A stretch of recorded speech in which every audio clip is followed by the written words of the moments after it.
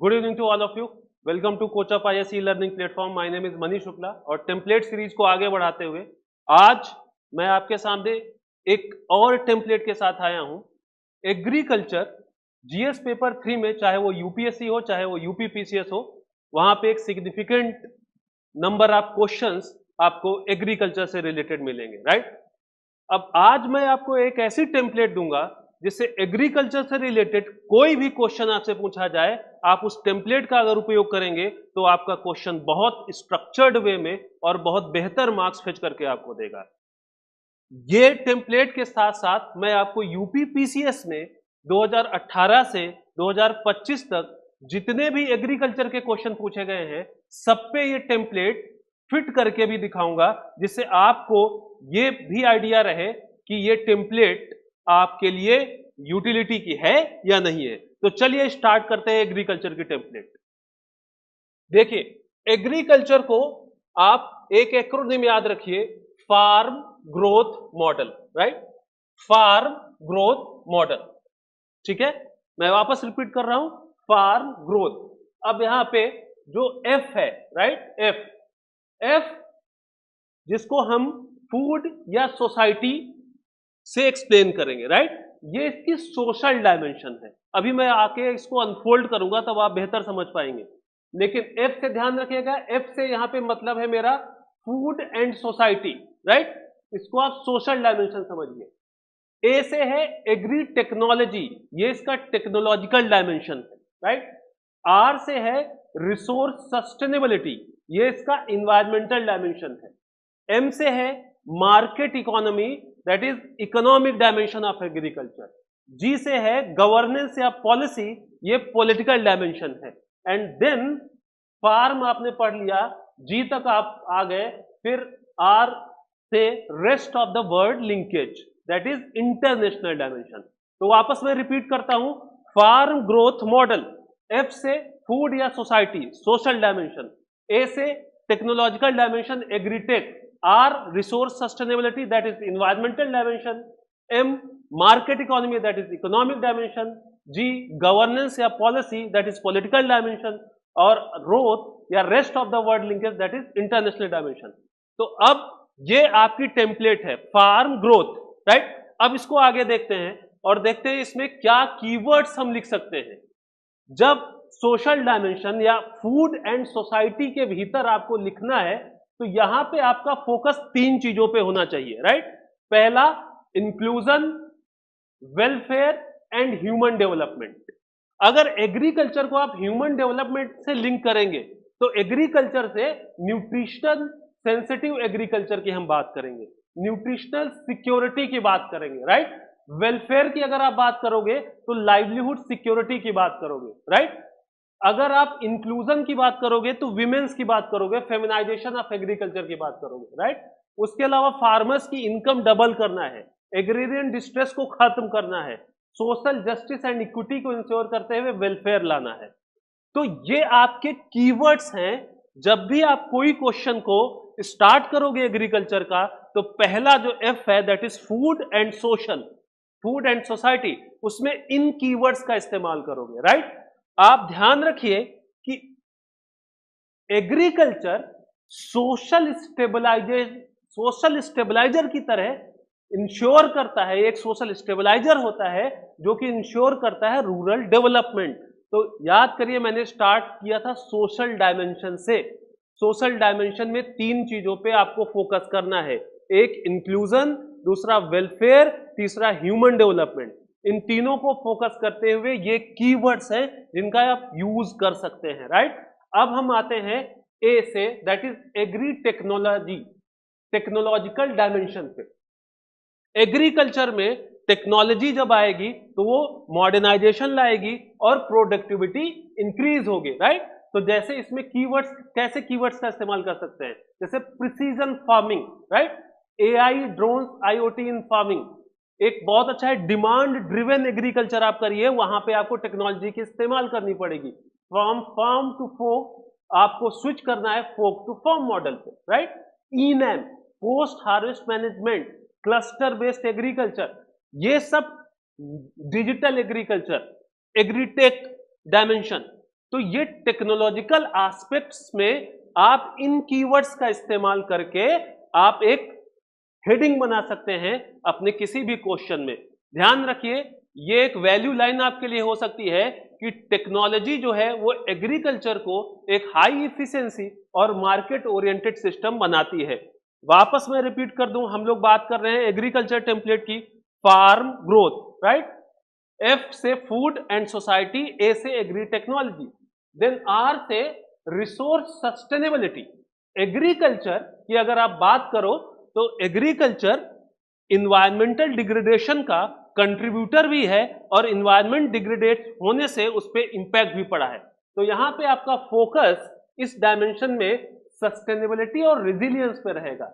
अगर आज आप देखें तो आप क्लाइमेट स्मार्ट एग्रीकल्चर की बात करते हैं, आप crop diversification, zero budget natural farming की बात करते हैं, आप सॉइल हेल्थ की बात करते हैं, वाटर यूज इफिशियंसी की बात करते हैं, सर्कुलर इकोनॉमी की बात करते हैं, डेजर्टिफिकेशन को रोकने की बात करते हैं, राइट।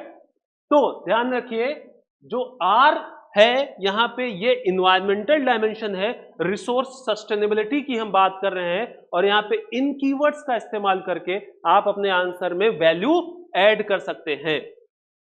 अब आती है फार्म में M, that is market economy.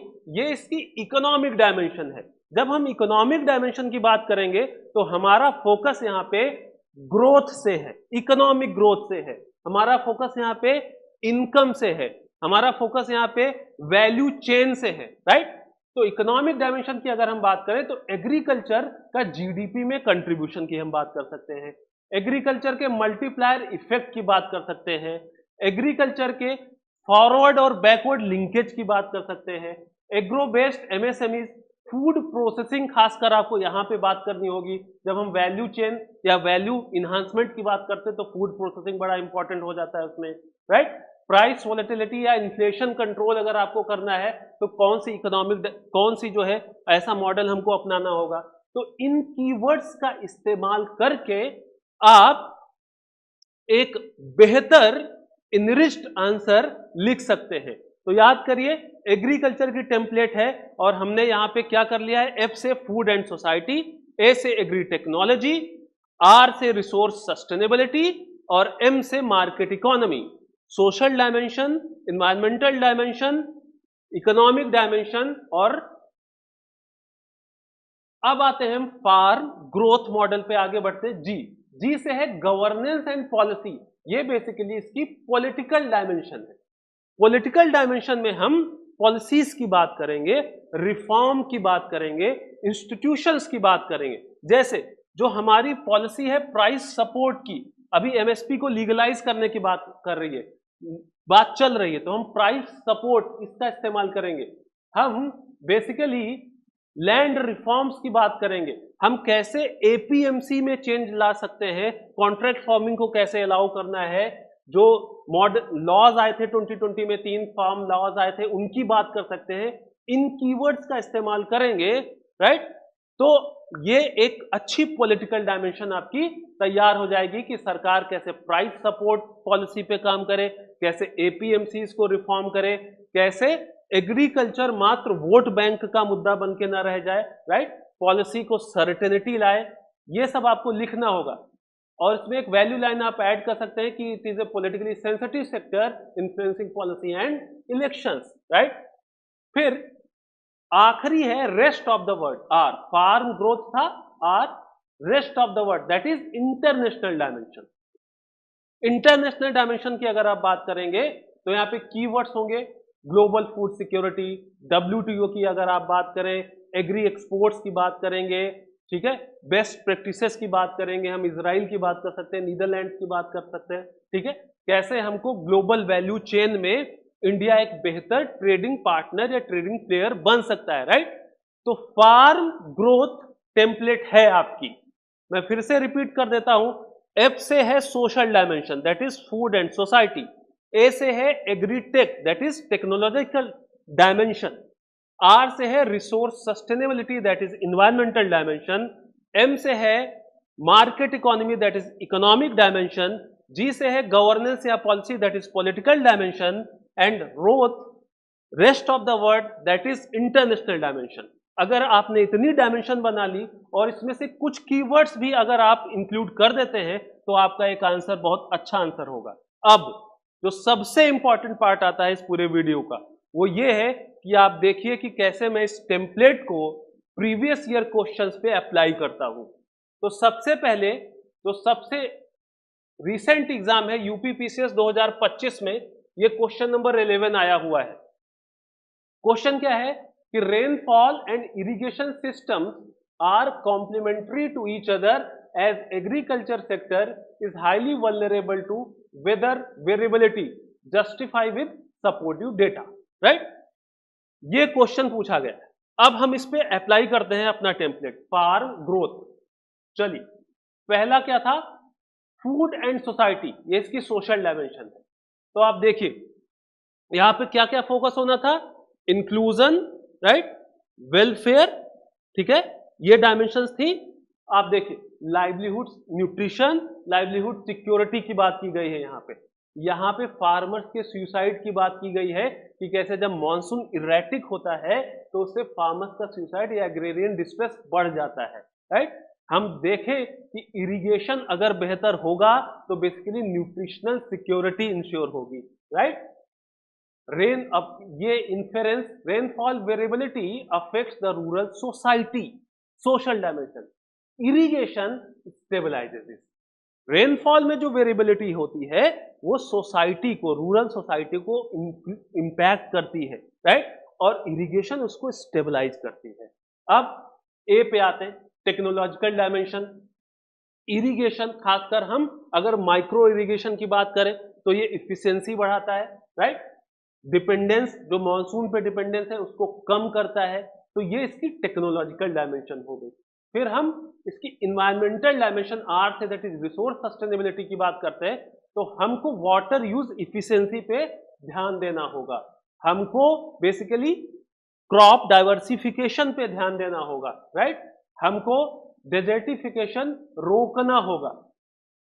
M पे बात करें, मार्केट इकोनॉमी या इकोनॉमिक डायमेंशन, तो बेसिकली आप अगर देखें तो जो भी रेनफेड एग्रीकल्चर है वहां पे प्रोडक्टिविटी लो होती है, प्रोडक्टिविटी लो होती है तो इनकम इनस्टेबल होगी। इरिगेशन आएगा, प्रोडक्टिविटी बढ़ेगी, यील्ड बढ़ेगी, जीडीपी में कंट्रीब्यूशन बढ़ेगा, राइट। इरिगेशन आएगा तो फॉरवर्ड और बैकवर्ड दोनों लिंकेजेस और बेहतर होंगे, इन्फ्लेशन कंट्रोल में रहेगा। फिर governance and policy, political dimension की बात करें तो पॉलिटिकल डायमेंशन में पॉलिसी की बात अगर हम करें तो हम प्रधानमंत्री कृषि सिंचाई योजना की बात कर सकते हैं, ठीक है, हम बेसिकली फार्मर फर्स्ट गवर्नेंस की बात कर सकते हैं, हम इसी तरीके से इन चीजों को हाईलाइट कर सकते हैं।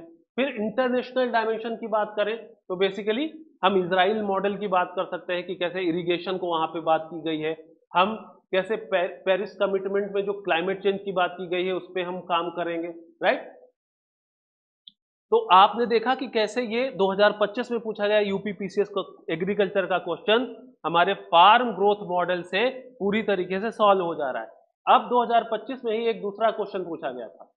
क्वेश्चन पढ़िए, land reform in India remain an unfinished agenda, explain how the lack of proper land records and tenancy reforms act as hurdles in industrialization and modernization of agriculture in India। तो जैसे ही आपने agriculture देखा आपको कुछ नहीं करना है, सीधे फार्म ग्रोथ मॉडल अपने दिमाग में लाइए, हेडिंग्स बनाना स्टार्ट करिए। एफ से है food and society, that is social dimension. अब अगर लैंड रिफॉर्म नहीं हुआ, यही तो कारण है लैंड रिफॉर्म नहीं होने का कि ये एग्रेरियन डिस्ट्रेस और फार्मर सुसाइड बढ़ रहा है, राइट। लीगल राइट्स, जो टाइटल राइट्स है वो सिक्योर नहीं है, इसकी वजह से लाइवलीहुड सिक्योरिटी इंश्योर नहीं हो पाती है। याद करिए सोशल डायमेंशन में हमने वेलफेयर और इंक्लूजन की बात की थी, लैंड डिस्ट्रीब्यूशन बेहतर नहीं हुआ इसलिए सोशल जस्टिस नहीं हो पा रहा है, मार्जिनल जो फार्मर्स हैं उनकी न्यूट्रिशनल सिक्योरिटी इंश्योर नहीं हो पा रही है, राइट। तो इस तरीके से आप ये डायमेंशन, टेक्नोलॉजिकल डायमेंशन की बात करें, अगर हम बात करें प्रिसीजन फार्मिंग की या स्मार्ट एग्रीकल्चर की, तो क्योंकि small size of land holding है तो प्रिसीजन फार्मिंग यहाँ पे हम नहीं कर सकते या हमको प्रॉब्लम्स आएंगी, right. Lack of ownership reducing adoption of digital agriculture हम नहीं कर पाएंगे, ये एक समस्या रहती है, ठीक है। तो आपको लैंड रिफॉर्म करना होगा, तभी आप टेक्नोलॉजिकली ट्रांसफॉर्म कर पाएंगे एग्रीकल्चर को। देन फार्म में आर रिसोर्स सस्टेनेबिलिटी या एनवायरमेंटल डायमेंशन, राइट। तो आप बताइए, स्मॉल लैंड होल्डिंग है, इसकी वजह से सस्टेनेबल एग्रीकल्चर प्रभावित होती है, ओवर यूज होता है लैंड का, सॉइल हेल्थ मैनेज नहीं होती है, वाटर यूज इफिशियंसी नहीं कर पाते हैं हम, क्रॉप का डाइवर्सिफिकेशन नहीं कर पाते हैं क्योंकि लैंड रिफॉर्म नहीं किया, तो इन्वायरमेंटली भी ये सस्टेनेबल नहीं रह जाता है। देन मार्केट इकोनॉमी की बात करें, बट ऑब्वियस है प्रोडक्टिविटी इंपैक्ट होगी क्योंकि स्मॉल लैंड होल्डिंग है तो जीडीपी में कंट्रीब्यूशन नहीं होगा। बट ऑब्वियस है कि यहाँ पे एमएसएमईज या फूड प्रोसेसिंग इंडस्ट्री जिसको बल्क में सप्लाई चाहिए होती है उसको सप्लाई नहीं मिल पाएगी, लैंड डिस्प्यूट की वजह से इन्वेस्टमेंट नहीं आ पाएगा, राइट। तो लैंड रिफॉर्म्स जब तक नहीं होगा तब तक एग्रीकल्चर से जो इकोनॉमिक ग्रोथ आनी है वो नहीं आ पाएगी। आगे आप देखें, जी से गवर्नेंस एंड पॉलिसी, इसकी पॉलिटिकल डायमेंशन हो गई। इसमें आप बात करें, लैंड रिकॉर्ड्स जो है वो आउटडेटेड हैं, लैंड रिफॉर्म पॉलिसीज का इंप्लीमेंटेशन नहीं हो पा रहा है ढंग से, राइट। इसमें आप क्या कर सकते हैं, आप एफपीओ का इस्तेमाल करते हैं। इसके कारणों में अगर आप जाएंगे, गवर्नेंस के कारणों में तो सेंटर स्टेट का कोऑर्डिनेशन अच्छा नहीं है, राइट। तो बेसिकली ये जो गवर्नेंस है इसका फेल होना लैंड रिफॉर्म्स को एक अनफिनिश्ड एजेंडा बनाता है, तो ये इसकी पॉलिटिकल डायमेंशन हो गई।